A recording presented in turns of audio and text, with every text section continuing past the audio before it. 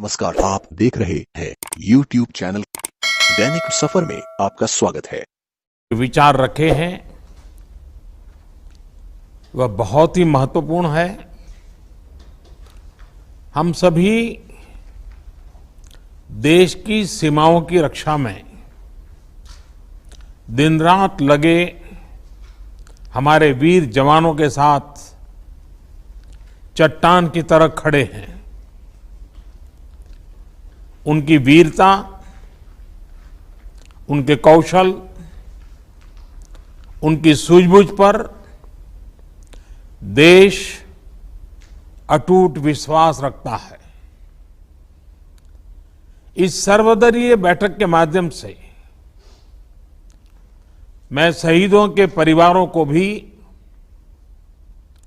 ये विश्वास दिलाता हूं कि पूरा देश उनके साथ है, पूरा देश उन्हें नमन करता है। साथियों, पूर्वी लद्दाख में जो हुआ उसको लेकर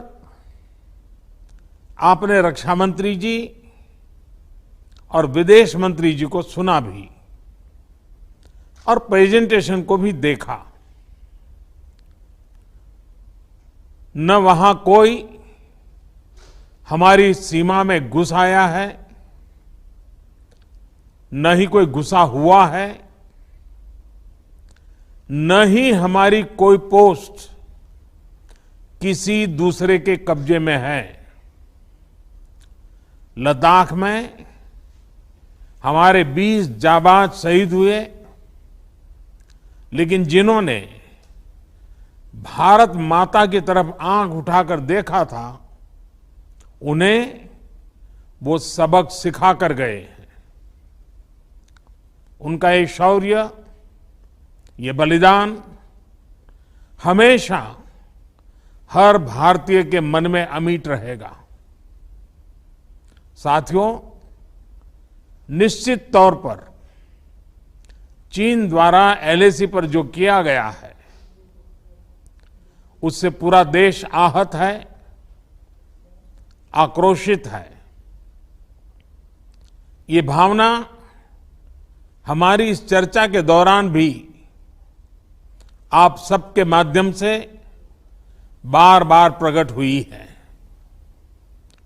मैं आपको भी आश्वस्त कर रहा हूं कि हमारी सेना देश की रक्षा के लिए कोई कसर नहीं छोड़ रही है।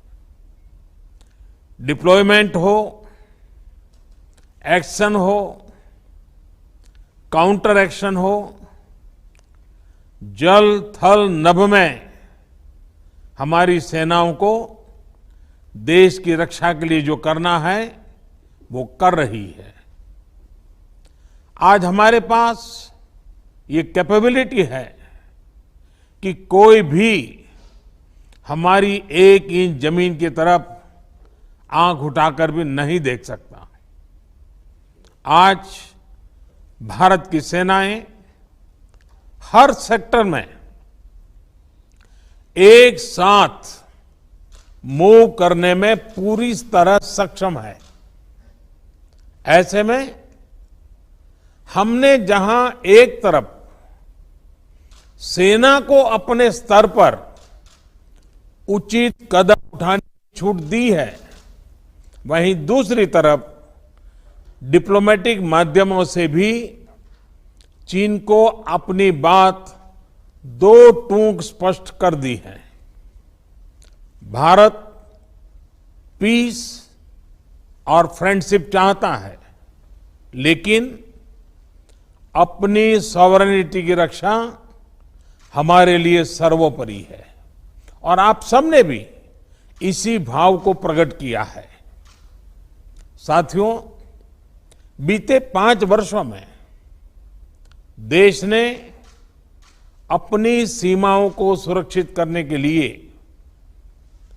बॉर्डर एरिया में इंफ्रास्ट्रक्चर डेवलपमेंट को प्राथमिकता दी है।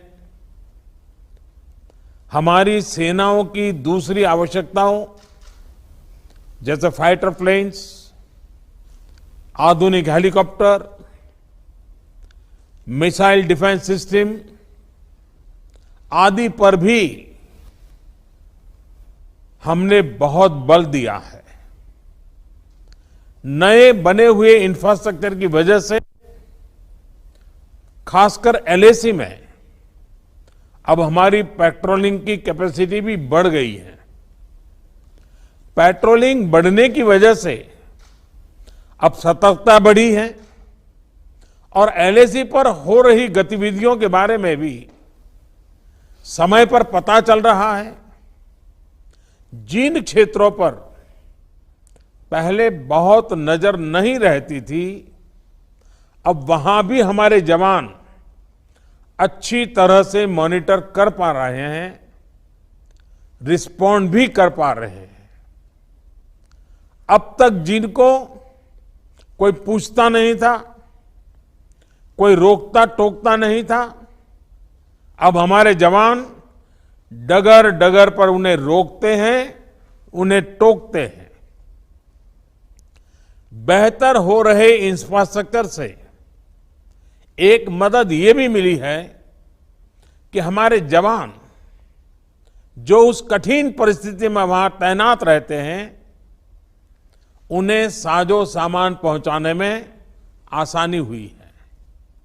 साथियों, राष्ट्रहित, देशवासियों का हित हमेशा हम सभी की सर्वोच्च प्राथमिकता रही है। चाहे ट्रेड हो, कनेक्टिविटी हो,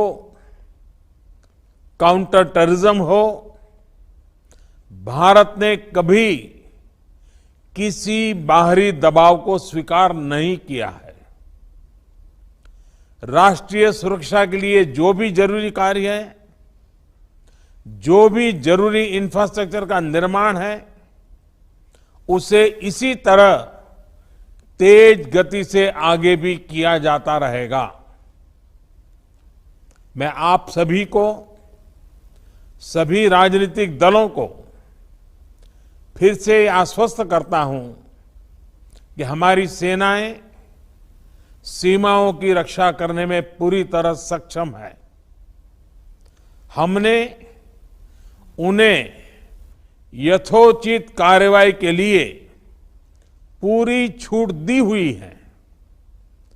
आप सभी ने इस बैठक के लिए अपना समय दिया, अपने मूल्यवान सुझाव दिए। इसके लिए मैं सभी दलों का, आप सभी नेतृत्वगण का हृदय से बहुत बहुत आभार व्यक्त करता हूं और आपके सुझाव आगे की रणनीति में बहुत लाभकर्ता होंगे, ये मुझे पूरा विश्वास है। मैं फिर एक बार इस एकता का संदेश देने में आप जो बढ़ चढ़ करके आगे आए हैं, वे सेना का मोरल तो बढ़ाएगा, देश के लोगों की हिम्मत बढ़ाएगा, लेकिन दुनिया को भी जो संदेश जाना चाहिए वो पहुंचेगा। और इसलिए आज की मीटिंग में आपकी ये सकारात्मक भूमिका का बहुत मूल्य है, उसका बहुत ऐतिहासिक महत्व है। और इसलिए भी आप सभी अभिनंदन के अधिकारी हैं।